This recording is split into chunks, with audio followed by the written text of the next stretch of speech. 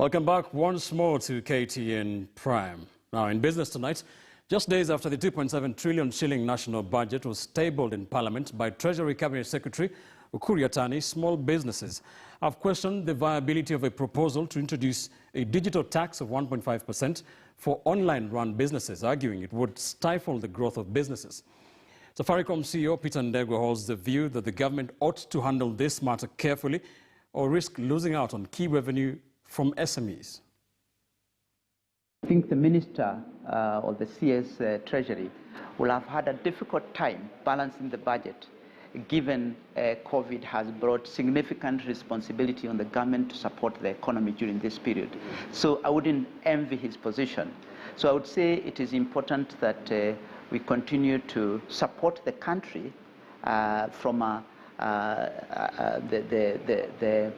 the support that the government has announced, whether that's on SME or others, but also ensure that there are measures to raise taxes, because at the end of the day, the country will be run through balancing the budget. So I think it's a hard task for CS Treasury. I wouldn't comment on a specific item, but what I would say in particular, I support the focus on SMEs to come back, because SMEs contribute 80% of employment, and it's important that we support that sector so that the economy is back.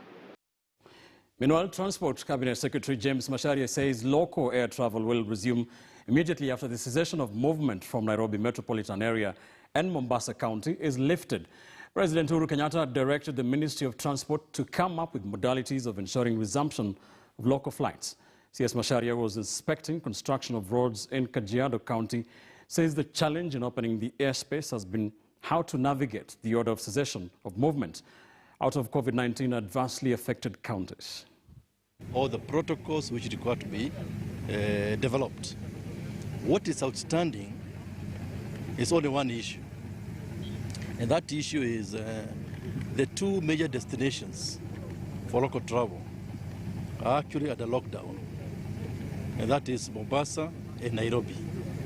So even if you open up domestic travel, flights cannot leave Nairobi going to Mombasa and vice versa, or Nairobi going to Kisumu, or Nairobi going to Eldoret. So we are trying to deal with that issue by making sure that Jomo Kenyatta Airport, Mombasa International Airport, we provide infrastructure within the airport to meet the health protocols. And that now has been done, that has been completed. And also that to be aligned with our international travel as well. From that, let's talk about your veggies now, and there's an interesting development here. Mamboga will not be chopping your vegetables following new orders to curb the spread of coronavirus. As our Brenda Karubu now reports, this means you have to learn the art of cutting from Mamboga. 45-year-old Bernard Gitao is a trader at Ngara Market, Nairobi. He has been chopping vegetables for 15 years. He cuts kale or sukuma wiki, cabbage and spinach for at least 10 customers every day. Sangine sukuma ya 100, ngine ya 30, ngine ya 15, ngine ya 20. Sangine hakuna kazi ya sukuma, leo sangine sukuma mboga tu, ngine walu ama nyanya. Mama mboga, as they are commonly referred to, are a darling to many. They eliminate the hassle of having to wash and cut at home. Wengi wamezoea wanaenda na chakula iko ready.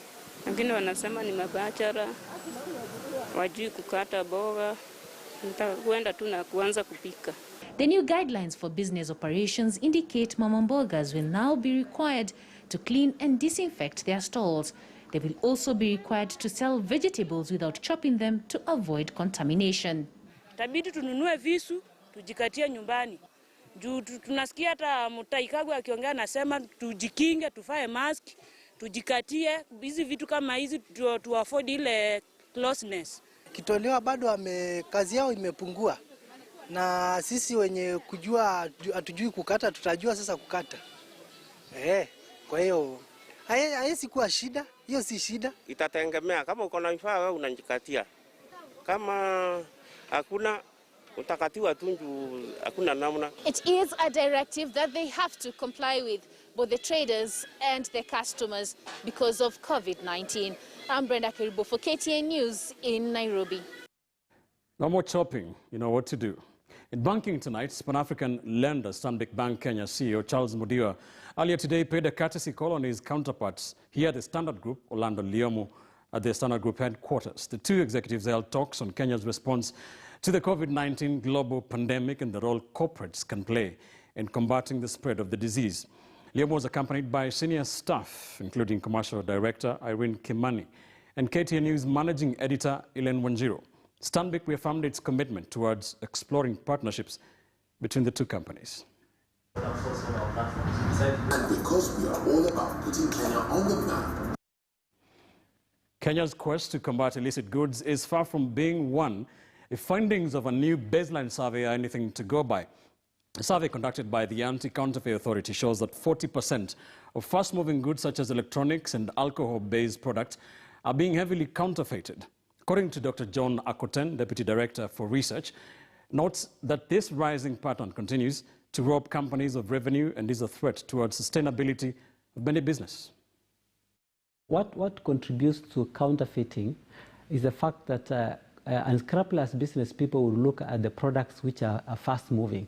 So usually they target fast-moving consumer goods.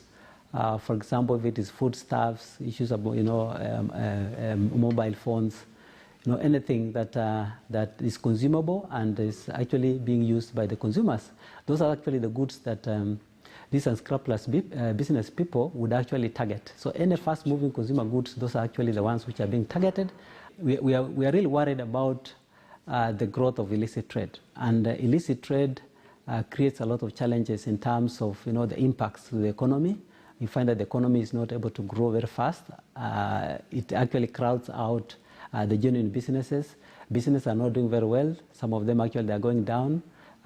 Employment opportunities actually are lost, including also investment opportunities.